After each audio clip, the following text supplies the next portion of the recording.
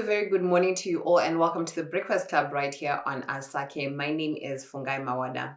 In the past week, the city of Bulawayo embarked on a spring cleaning week to ensure that the levels of cleanliness in the city are of world standards. And of course, before that, a lot of residents were complaining about the cleanliness of the city and how the city had deteriorated in terms of standards when it came to cleanliness. To help me talk more about that, I'm joined by the cleansing superintendent in the Bulawayo City Council, Mr. Nkanyiso Ndlovu. Good morning, sir, and welcome to the Breakfast Club. Good morning, Fungai. Thank you to have me here. Yeah, it's very nice having you here. So obviously of interest is, was the spring cleaning week a success? Thank you for that question.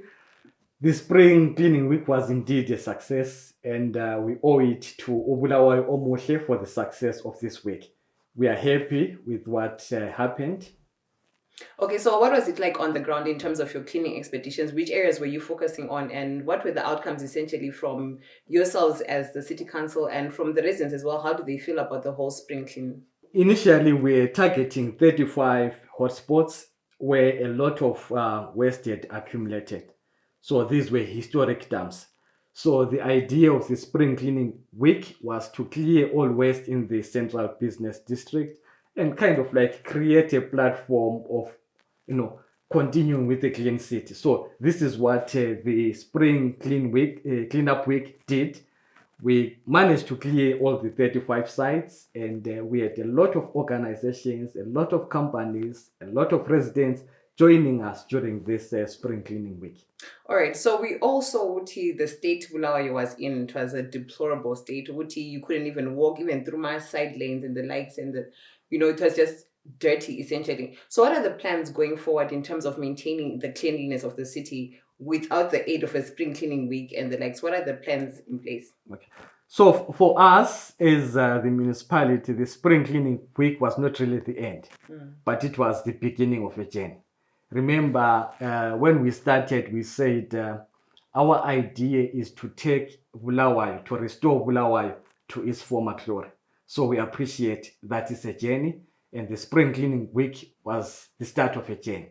So fine, the week has come and gone, but we are already on a journey of making sure that Bulawayo goes back to its former glory of being known as the cleanest city. All right. In a couple of weeks ago, we had a program here where you featured and you're talking about how the city of Bulawayo is planning on starting what you called night cleaning. Is that now in the works, or is it still a program that you are yet to implement? Okay. So I'll pick from your last question and add on to your current question. So the idea was we start with the spring cleaning week. We introduce community trackers to make sure that we maintain the clean city. And then the third activity was the nighttime collections. So we have done the spring cleaning week. Now we've got community trackers in the central business district. And come 1st of October, we are starting nighttime collections. So these are the three activities where this whole cleanup, the main cleanup program was hinged on. So we'll be starting the nighttime collections on the 1st of October 2022. All right, so tell us a bit about the community trackers you spoke about as your second phase in that. What do they do and how are they working together with the council as well? Okay. With the community trackers, we invited members of the community. We have got trucks ranging from 3.5 ton capacity to 8 ton capacity to help us clear some of the waste that had accumulated in the CBD, and also to improve the frequency of collection. I'm sure you had a lot of complaints from the residents in the CBD saying we have gone for a week, we are going for 2 weeks without collections. But with the coming in of the trackers, we want to improve frequency of collection so that really there is no one who has got a reason to take their bin and go and dump on a street corner or in a sanitary lane. So this is, we always believe that it's important that whatever we do it with the community. So it's another aspect of working together with the community in improving the cleanliness of our city.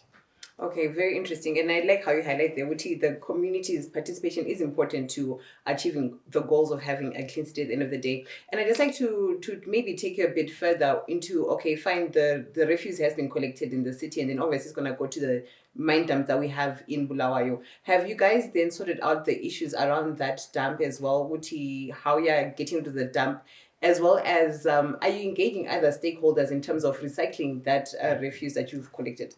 Okay, thank you for that, Fungai. You know, this is a journey. We are starting somewhere, we are going somewhere. So right now we're focusing on the collection aspect.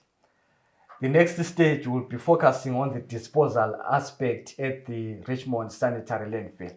And as we are doing this, along the way, we're educating our residents on the need to, the three R's, the need to reduce the waste, reuse the waste, recycle. So this is an ongoing activity that as the City Council of Bulawayo, we are doing, because we're not divorcing it away from this program, because we realize its importance in the whole scheme. Recycling is a very, very important thing in this journey of restoring Bulawayo to its former glory. You have talked about stakeholders. Indeed, we are engaging a number of stakeholders to see how we can make sure that we take to Bulawayo to that state that we'll all be proud of. Okay, and what about the general residents within the city of Bulawayo? Because you have spoken about different companies coming out and helping out during the spring cleaning week. But like we always say, Uti, it's always that one individual, or actually paper pans. And you know, it used to be foreign for us in Bulawayo because you knew Uti, yours was the only paper that would be out there in tube. Like a mark on you, Uti, Nanga said paper pans. And someone actually pick it up and lambast you for that.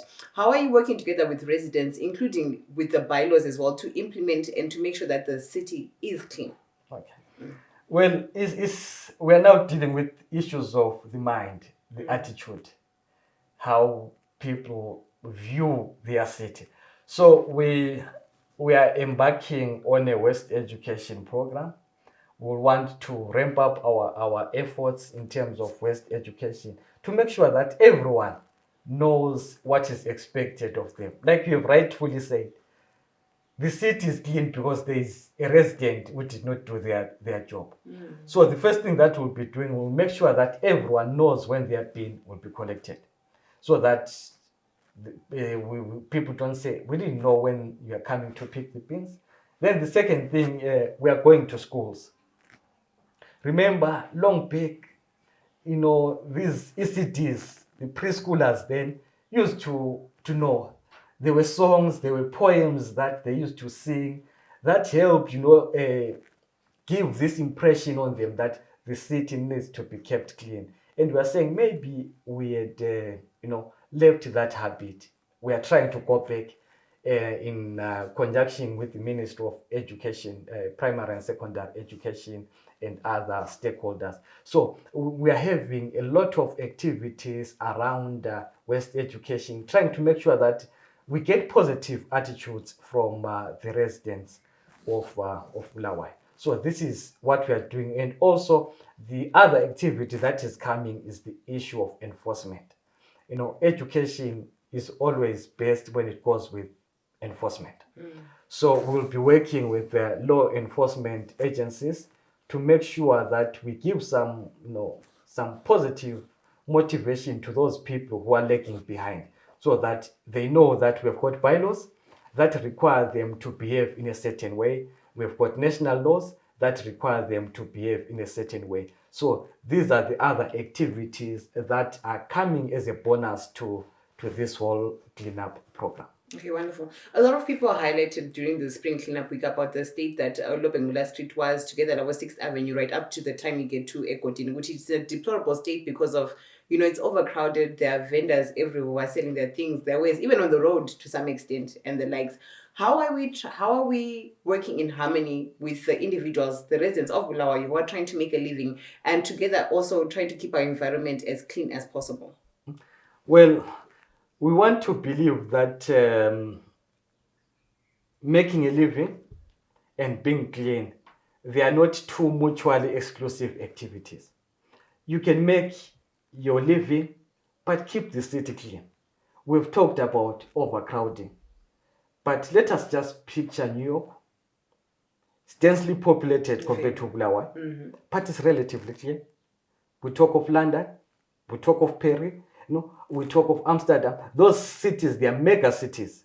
But when you compare in terms of cleanliness, they're a little bit on a better side than the state where currently we are. So we are saying even in that state of overcrowding, we can do what we can to make sure that Bulawayo is never dirty again. I want to believe it's the issue of the mind. We need to change how we view our city. We need to take pride in our city.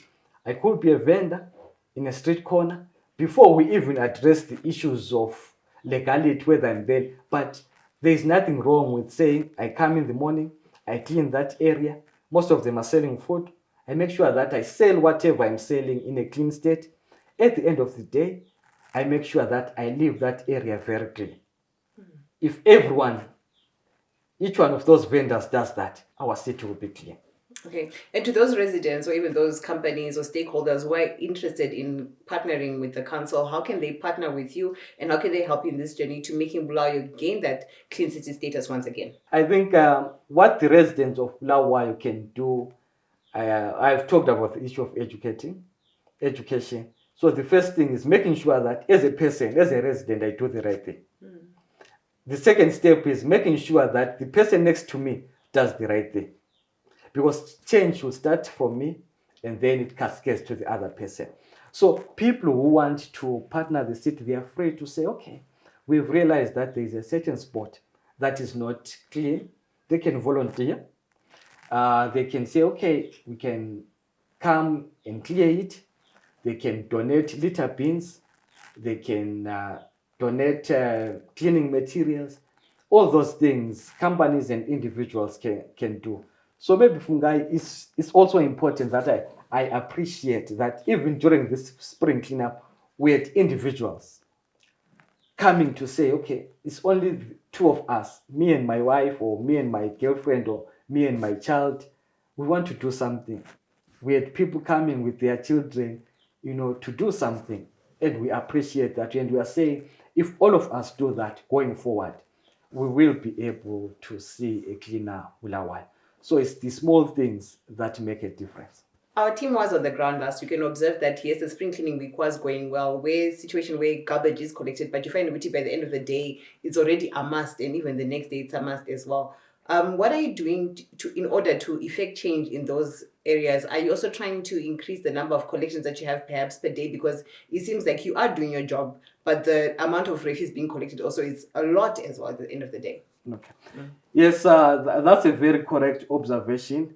And what we'll be doing, the aspect of the community trackers that we discussed and the issue of the nighttime collections, we're increasing frequency of collection in the CPD so that we won't have any historic dumps. We'll be saying at least waste should be in a sanitary lane, not more than 24 hours, because we appreciate that waste generation is a minute-by-minute activity. So there will always be waste that is accumulating at every minute. So we're increasing our capacity to collect that refuse, such that as soon as that waste is placed there, we're able to collect it within a reasonable time. And also the other important aspect is the issue of the bins and the issue of the confidence in the system. We are pleading with our residents to say we are upping our game in terms of collection. Therefore, there is no need for you to take your bin and throw it in a sanitary lane. We'll try to make sure that our service is consistent, such that if we say we're coming on a Tuesday, you know that the truck is going to come on a Tuesday. So that's why we've brought in the community trackers.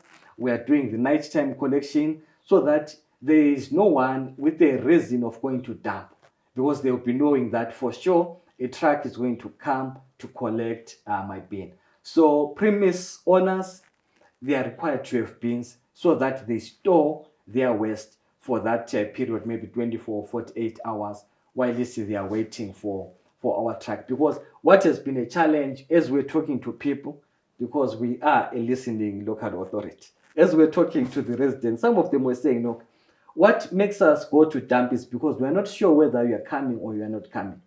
So when my bin is full, I take it and go and dump, or at the end of the day, I don't wait for you, I just go and dump. But now we are saying we are coming up with a consistent service. There is no need to do that. Please wait for us.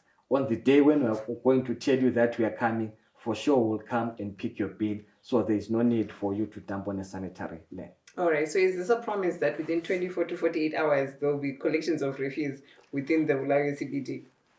It's a promise that the municipality, together with the residents, have to make. Remember, residents have got a part to play, and that includes paying for the service. Because as long as residents don't pay for the service, the city council will not have money for fuel to fuel the refuse vehicles. The city council won't have money to procure additional refuse compactors. So we all need to play a part.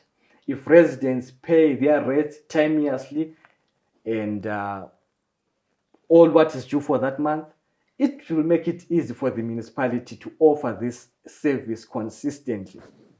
Okay, now that you mention it, do you feel as though residents are aware of their responsibility in that right, or there's some education that needs to come together as well from both the council as well as residents in terms of what the importance of them paying rates? We need to do some education. There are some who are aware, but then there are some, at times we get used to freebies, and we never really think about, the cost behind a certain activity. Some people think that the local authority has to do it, but they don't go as far as thinking what makes it possible for the city council to offer that service. And as they say, it's money that makes things go around. So we need that money as a local authority. People need to pay their bills, and the local authority will up its game. Nkanyiso Ndlovu, thank you so much for joining us on the Breakfast Club and highlighting the importance and the relationship between the council as well as residents in making sure that Bulawayo is Bulawayo Omuhle once again, and the city of kings and queens, and we can walk proudly within our city, minus the refuse. And to you at home, I think that was very clear there about how we can all take part and make sure that our city is clean as Bulawayo. And remember, to engage the various authorities in your different areas and to engage yourself as well. He was speaking about the psychology, which there is a psychology behind the litter dumping anywhere and everywhere, that we have to take comprehensive and responsibility when it comes to getting rid of refuse in our different areas, and maybe also think about how we can reduce, reuse, and recycle within our own homes. Nonetheless, please don't forget to like and to follow us on all social media platforms, right? Site ZW on Instagram, Facebook, TikTok, as well as on Twitter. From myself, Fungai, goodbye.